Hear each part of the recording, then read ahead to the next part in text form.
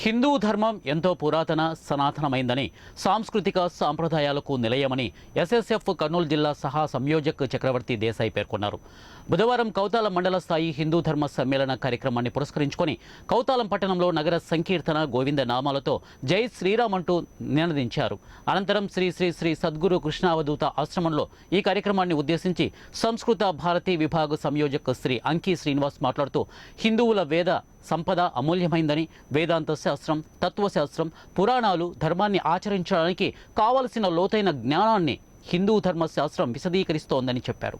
ఈ కార్యక్రమంలో మండల పరిధిలోని భజనలు, మండలీలు, అనేక హిందూ ధార్మిక సంస్థల పెద్దలు నరేష్, నాగరాజు, పరశురాం, భీమలింగ తదితరులు ఈ కార్యక్రమంలో పాల్గొన్నారు. 10 రూపాయల నోటు ఉండడం తప్పంటుంది. నీలో ఒక విద్యుత్ తరంగం పుట్టాలి, అంటే షాక్ కొట్టాలి. హిందూ నేను అంటే చూడగానే ఒకరినొకరు పలకరింపు కూడా. మనం జై శ్రీరామ్ అనుకుంటాం. నువ్వు హరహర మహాదేవ్ అంటావా, ఓం నమ శివాయ అంటావా, జై శ్రీరామ్ అంటావా, నమస్తే బంధు అంటావా, ఏమన్నారు?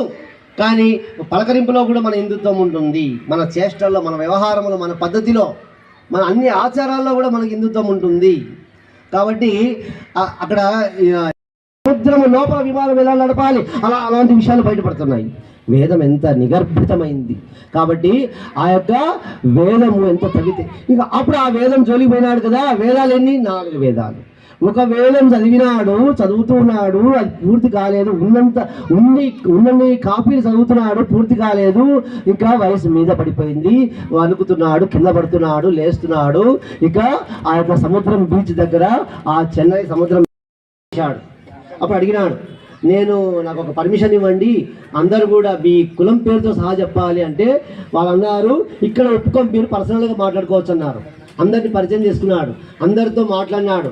అప్పుడు అంబేద్కర్ మధ్యాహ్నం స్పీచ్లు ఏమన్నాడంటే, సంఘంలో, ఆర్ఎస్ఎస్ సంఘంలో, ఆ యొక్క పూనా యొక్క క్యాంపులో అంబేద్కర్ స్వయంగా మాట్లాడినాడు. నేను